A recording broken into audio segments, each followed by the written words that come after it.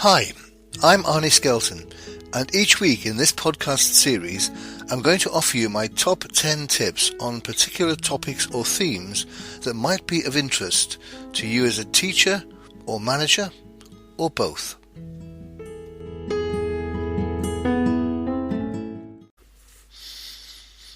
Hi, my name's Arnie and welcome to this week's presentation, which is on managing stress. So here are my top 10 tips on possibly a very relevant topic given the coronavirus of managing stress.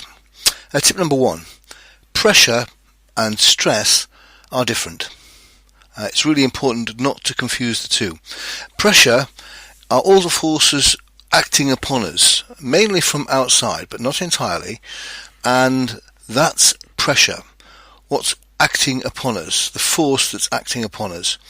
Stress is the inappropriate response to that pressure. So whenever we're stressed, I'm calling it inappropriate, and it's a response to pressure. Tip number 2, stress is not inevitable. This may be the most important point of the 10. Essentially, and this is quite difficult to perhaps reconcile, stress is a chosen response to that pressure. Imagine two people facing an identical pressure. Will they respond in the same manner? Probably not. The difference is in the response, not in the pressure. The pressure can be equally applied to two separate people, but they're likely to respond in different ways. Equally, you may respond in a different way to the same amount of pressure depending on how tired you are, how hungry you are, what your mental state is at any particular time. So, pressure and stress are independent of each other. And some people can cope with a large amount of pressure and willingly, and other people really need very little pressure at all to set them off into something we can call stress. So, stress is not inevitable. To some degree or other, it's a chosen response. Now, I'm not saying that it's a consciously chosen response, but it is a choice. Some people respond one way, some people respond another. Now, we can put it down to personality, to characteristics, to lifestyle, but essentially, we do have some ownership of how we respond to a certain amount of pressure. So, tip number 2, stress is not inevitable, it is to some degree a chosen response. Tip number 3, and this is about what we do about stress strategically.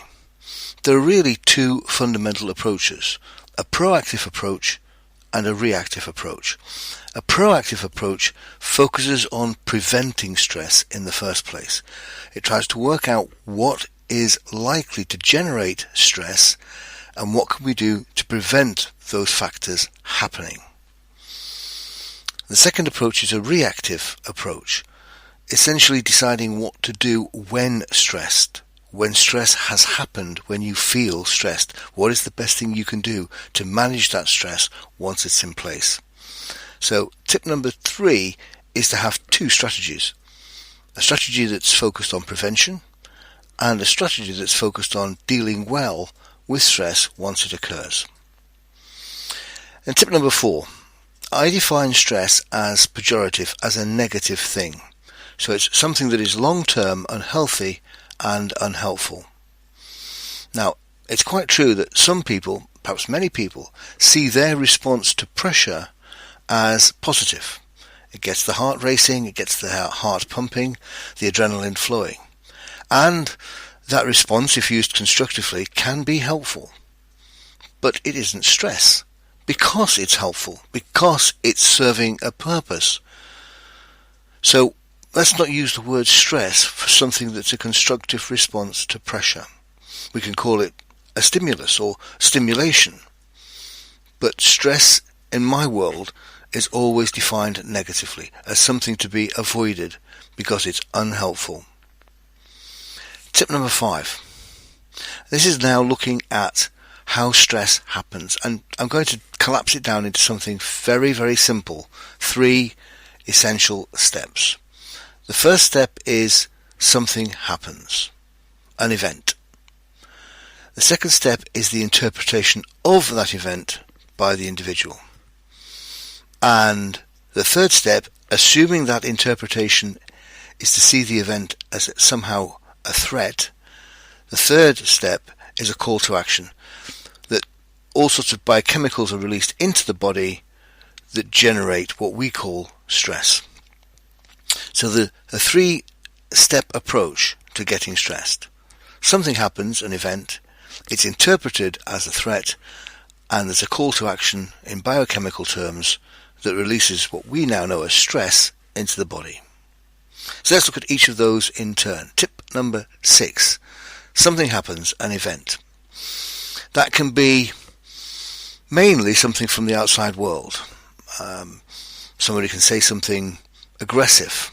Some dog can bark. You may have to move house or lose your job or be confined to your home for an unknown period of time. Lots of things happen in the outside world that generate a possible cause for concern. But at that time, moving house, losing your job, a dog barking, they are neutral. They are just things that happen. What converts that event into something that might produce stress is step number 2. So this is tip number 7. Think about how you interpret those events. What perspective do we give to that event? What meaning do we give to that? Because it's the meaning we give to the event, that's where the difference occurs. Two people facing the same event may well interpret that event differently, and it's the interpretation that really triggers the stress. Let's take the example of a dog barking. Now, some of you listening to this will think of a dog barking as a really positive thing. It means it's friendly, it means it's excited, it means it wants something. So, for you, the dog barking will not be interpreted in any negative way. You'll see the dog barking as something positive. There are other people possibly listening to this who will think dog barking is scary, is frightening, is something you would be concerned about, and you'd rather avoid. For you, that same barking is a threat. It's generating worry or anxiety. So it's that second phase, the interpretation of the event, that makes it more or less likely to become stressful. So tip number 8 is the third step, your response, the biochemical response based on your interpretation to that event. It's what I'm calling a call to action. Your mind in your brain is the command center. Once the brain has decided, once your mind has decided that the event is a threat, then it sends signals into your body that generate what we would call collectively being stressed. So your heart races, your blood drains from your face into your muscles ready for fight or flight, your redundant functions that take energy stop. You will evacuate certain elements of your body to lighten the load, and so on. So step 3 is a call to action, where you will be in a readiness to fight or flight or freeze. So tip number 8 is your chosen response. Make that response work for you. So now moving to tip number 9, let's have a look at some of the actions you can take on the preventative side to prevent stress occurring in the first place.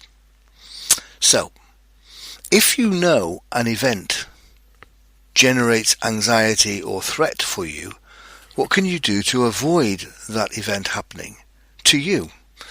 Take the dog example. If you know on your way home from work or your daily run it takes you past a barking dog, then alter your route. So avoid events that trigger stress.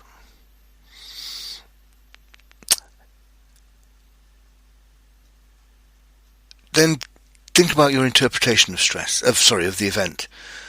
Could you reframe it? Could you look at that event differently through a new set of lenses or glasses? Have a good look at what you're typically framing as threatening and see if you can see it differently. See if you can see it as just an event that doesn't actually cause a problem. It's just your interpretation. So, reframing, taking a fresh and different and positive look at the event is helpful. And learn how to stay calm. Avoid negative self-talk. Don't talk to yourself and talk yourself into something that's not particularly helpful. Don't send negative messages to yourself.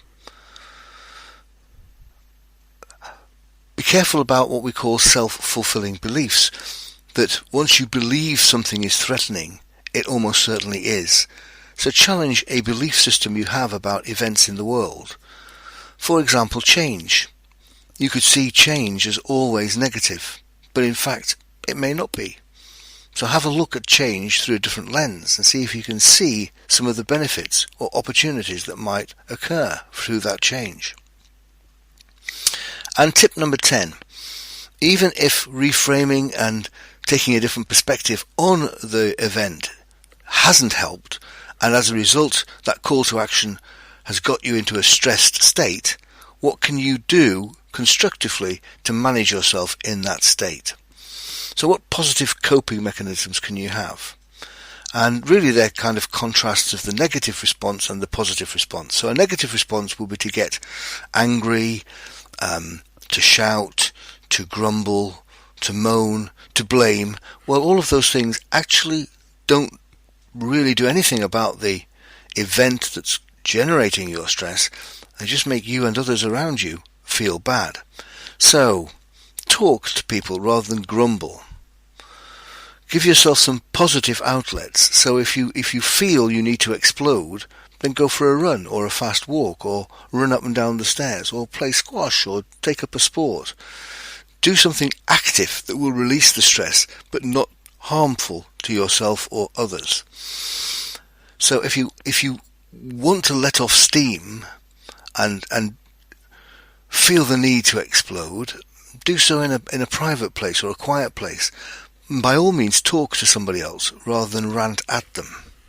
Take exercise and give yourself nourishment. See the positive in life.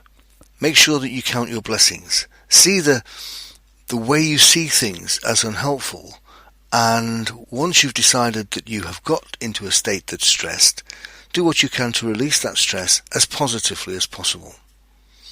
So that's it, my top 10 tips for managing stress. Let me quickly run through them once again. Tip number 1, recognize that pressure and stress are different. Tip number 2, stress isn't inevitable, it is to some degree a choice. Tip number 3, there are 2 approaches to managing stress, the proactive, which looks at prevention, and the reactive, which looks at managing stress once it's present.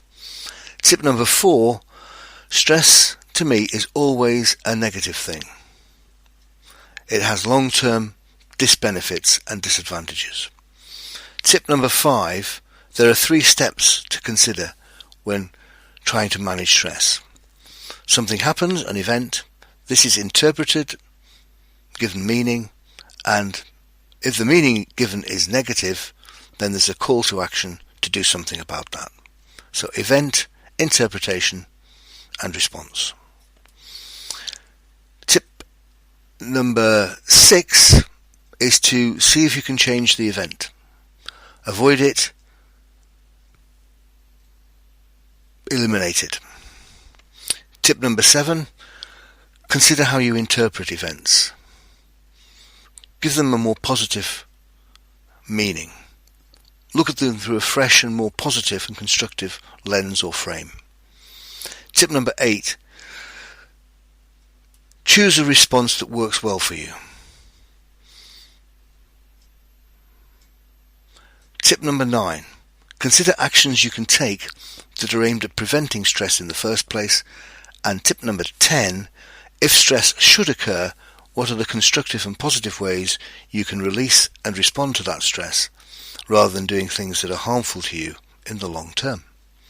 That's it. Thanks for listening. Bye for now.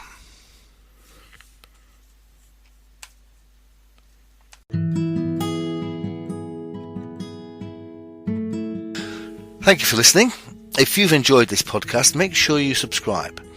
You will still get the podcast for free, but you will also get an alert to let you know when the next podcast is available. And please recommend the podcast to anyone else you think might like it and benefit from it.